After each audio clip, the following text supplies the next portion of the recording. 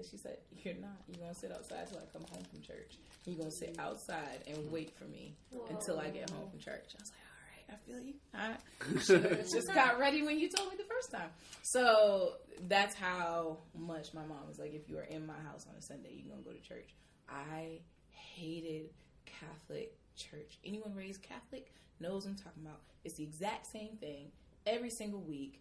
There is no room for worship. There is no room for anything. So I was raised Catholic. When I went off to college, I tried, but once I had my own will, I had no desire of going to a Catholic church. No will. None. But I'd still consider myself Christian, very Christian. I believe in Christ. I believe he came, I believe he saved us. So I do believe I would call myself a Christian. I just don't know if I believe in every single part of Christianity. But to this day, if there's a good church with good music, I will go. Every time I go to Atlanta, I have a church at home that I go to. So I definitely would put myself into the category of Christian. I'm good. That's all I had to say. I'm Nicosha. I'm also from America, from Florida. I'm a Christian. I do believe in God. I read the Bible. I do believe, he rose again, and the meaning behind Christmas, everybody has their own reasons, but, I do believe that, he was born. So, growing up, I went to church every Sunday. My grandmother and my mom sung in the choir, in the children's choir, the adult choir, was on the usher board. Never tried my grandmother about not going to church. Never tried that. Experiment, guys. Experiment. Wise goal. She would go to Sunday school and would send someone back to pick up her grandkids, or my mother would come and pick us up and take us to church. So it was, and I've never, when I grew up, and left Georgia and went to Florida and went away to school, I still went to church because I do believe that I can't do anything without God. He helps me do everything. So, and I do believe that we have earthly duties on this earth. We do have to get up and go to work. I just can't sit home and expect this rent. God to pay the rent. I do have earthly things that I have to do also. But I do believe there's a heaven and hell, and and I pray, not just at night before I go to sleep, but if I'm even sitting in my classroom, if I'm having a hard day, or whatever it is, I do pray, and I thank God for the little things like opening my eyes, or whatever I do, I believe that He's real. If I don't get my life together, I will go to hell. That's what I believe. So. Okay. Hi. I like her look on her face like, "Oh, we're here." My name is Latasha, and I'm from America, from Florida, a little small town called Palaca. Oh, like if you blink, you will miss it. And I grew up Christian. I am Christian. Came from a very religious household. Like, it was not an option. You were going to church, and like if you're not ready, you're gonna walk, because grandma left, because she's gonna be like an hour ahead of time. And we live in such a small town. It's like walking from here to the front door to the church. So I could walk, but you're gonna be there on time. Like, I'm gonna get up and go and walk. So. Yes, I pray, I read my Bible. For me, my lifestyle that I was living did not go with my religion. And I lived a lesbian lifestyle for years. And I always felt like convicted that, like, if I don't stop doing this, I'm going to die and go to hell, and hell is hot, and I don't want to go. So, that, like, my religious beliefs has played a part in how I live my life. Like, because if I didn't feel like it was a sin, if I didn't feel like it was wrong, like, I'll just be off and, like, married with this woman and just, like, living, like, my life. but I do feel like it's wrong. I do feel like it's a sin. I do feel like it's a choice that you're not born that way. That is something I choose to do, just like, you choose to sleep with someone that's not your husband. So I feel like there's no greater sin than another one, and that's just like what I chose to do. And yeah. Okay. Oh wow. All right. And I'm leaving that lifestyle alone because of my religion. So maybe next time you see me, I'll have a husband. Hey. Nice. So Hey. that is me. Okay. Okay, my name is Ezra. I'm from Grenada, it's in the Caribbean, and I'm an architecture student. And I grew up in a Christian home, a very strong Christian home actually. My father is a pastor. He came to Grenada as a missionary on a mission. My mom was Catholic at the time when he met her, but then she moved to like Christian and stuff, Church of Christ and those kind of things. And then, but in our town now, we was one of the few homes who was like used to go to church, and we was always surrounded with like other people and a lot of Rastas. So like I was exposed to Rastafari and Christianity at the same time, and I went to a lot of church. I'm talking about Wednesday night. Yes! I'm talking about going to church on a Saturday morning. Me being the youngest, I didn't have a choice to clean the church. I remember cleaning church. I remember cleaning church. Clean the benches, put songbooks, prepare for Sunday's worship. Sunday morning, you have to get up early, go to church. Sunday night, 5 days out of 7. And I haven't even mentioned prayer meetings in the house. So it was I went to church like for like maybe 17, 18 years, and then eventually I got baptized at like age 11, 12. And then Your choice? Well, my dad and my mom, my father, as a parent, you always want one of your kids to follow your footsteps, So I'm one brother of, he has four boys. And then the other 3, they was like, I'm out. Yeah, I'm out. So like I was a lone ranger. I was like, he was like, you have to like you gotta pick follow up my mantle. footsteps. He like started having Bible sessions with me and stuff. Much of it.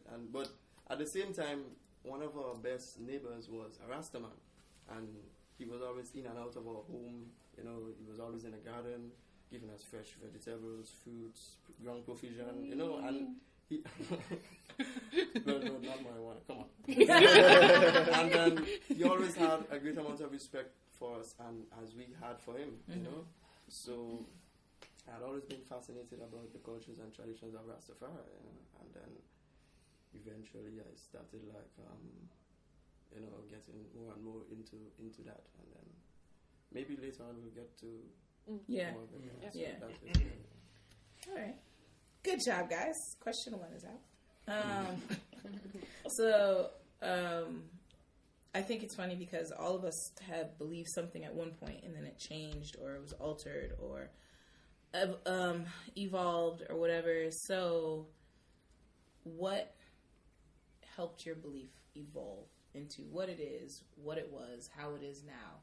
What was the catalyst that had you believe in what you believe now, whatever it is? Like Aimen, you explained it was biology.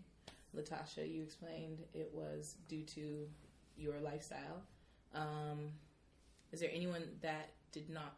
What made you go full on Christian to full on atheist? I gotta say, it wasn't just overnight. It was. It's a process. Yeah, it started like just how I think Aimen was saying, how it was a very confusing sort of transition where you weren't really sure of what's going on, which way is up or whatever. To be honest, I think it was all the unanswered questions that I had. I wasn't really happy with any of the answers that I ever got about any of the questions that I had. And I mean, I know the whole thing about religion is to actually have faith, to have faith. And that's something that we've talked about. Oh, and at this point, you guys can interject. Yeah. Like I know it is about having faith, but I don't know. There's too much that I don't know. Felt like don't ask about that. Just sort of just believe. Yeah, just accept. Just accept. But I feel like that also depends on who you ask and who like. I've met many good pastors who will be the ones to tell you, I don't know the actual answer to that at all. But here it is in the Bible. We've talked about that before, where it also depends on who you ask. And I feel like some people accredit certain things to, I hate to say it, but bad churches, where there are a lot of churches which condemn you instantaneously for just asking a question. Don't ask that. And I think Catholicism is really big on, real big on you don't ask that question. Anyone that was raised Catholic, you guys know, there's no book, there's no Bible. They reference the Bible, but they have their own Catholic book. So they have books of Gospels that you should read or could read or want to read. But honestly, how Catholicism works is that it's very like ritualistic. So you say your confessions to a priest. You believe in certain tenets, whatever. Tenets. I think it's tenets is the word. But you believe in it's a ritual. So when you turn. When you're born, you get baptized. No questions asked. It's not the child's choice. You're just automatically baptized. One thing I love about when I went to, because Catholicism is still Christian, I'll call it more non-denominational Christianity, is that baptism comes with your choice. Like, that's one of the big things is that you have to decide, I accept God, I accept Christ into my life. And it's a big thing for anyone to say that. That's one thing. Church is an hour on the dot. That's actually why my brother refuses to leave Catholicism. He's like, I get to church and I'm out within an hour. You guys go to church, you in there until 2-3 o'clock. It's just so convenient. I mean, my brother hates going to church with us in Atlanta because he's not wrong. You go to church at 10:30, 11, you leave at 1, 2 o'clock. Like that's just. It's just normal. But I mean, how it's spaced out, you're not bored. Like, at least I wasn't bored. I can imagine if I was a kid and there was no Sunday school, I'd be bored. If there's no Sunday school, I could imagine I'd be bored. But I do believe that if people are like, don't ask about that, I feel like that's something else. Like, I don't feel like that's... I don't know if everybody says don't ask, but they also don't give, like, a satisfying answer. I think that's more of the problem, Well, I like the mystery of it all. I do. Yeah, it's definitely a mystery. And me growing up, and, like, even me being an adult, I don't understand or know everything. And I I call my grandmother, like, Mama, can you tell me what this means? So I really do believe it depends on who you ask. So some people are just like, really do just believe, this is what it says, this is what we have to do. But in everything, you want understanding, even as a child and as an adult. So, and I mean, it's just, you have to, if one person, gives you a note, not everyone is going to give you that same answer to believe, but you, and that also, you have to be careful who you ask, because not everyone is going to give you the right information. Yeah. Everybody who says, it's like different, it's so many renditions of Christianity and everything, so it's just really who you, like the source. Because you can talk to someone and they're like, I'm a Christian, but I do feel like the lesbian homosexual lifestyle is okay. And I believe I can go to my pastor, I go to church every Sunday, and I can get married and it's okay. Then you'll go and talk to my grandmother and she'll be like, that is a sin. You keep living with that, I'm going to hell. Save my granddaughter.